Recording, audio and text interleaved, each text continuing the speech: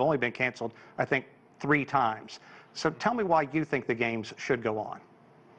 Well, that's the question. Should they go on? And I know Mr. Pound is not with us anymore, but he threw out a couple of statements that just really don't quite ring true, not only from what he said, but from what the IOC is saying or not saying, certainly the organizing committee. Just in terms of what he said, all the athletes will be vaccinated. That's not necessarily true. All of the U.S. athletes, the USOC has not mandated that all of the athletes be vaccinated. When you think about all the other countries that are sending athletes, there's no plausible way that all of those athletes will be vaccinated. So that's just one of the issues that these games face. The other one is that there's no real formation of any rules for what happens if an athlete in a specific sport tests positive. In the NFL or in the NBA or the Major League Baseball, you're able to delay a game. You're able to delay an NFL game for a couple of days before more contact tracing and testing goes on. But what happens if someone on the relay Olympic team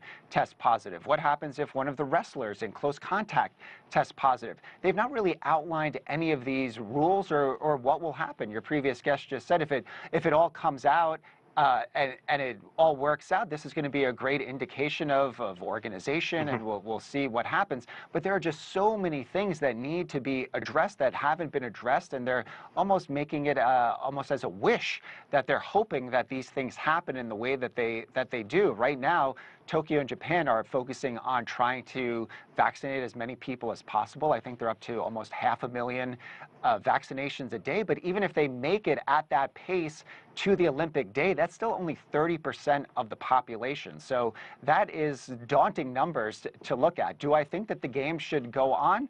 I think if some of these issues were resolved, I think they should definitely go on. I think that there's billions of dollars on the line. We talked earlier about the athletes and their training, and this is their moment to shine. But I also think it's really going to put a spotlight on the longevity of the Olympics. How interested are people going to be in this summer Olympic Games and moving forward? Again, Mr. Pound is not here to talk about these things, but in terms of the infrastructure, leaving these buildings, and it's for the community.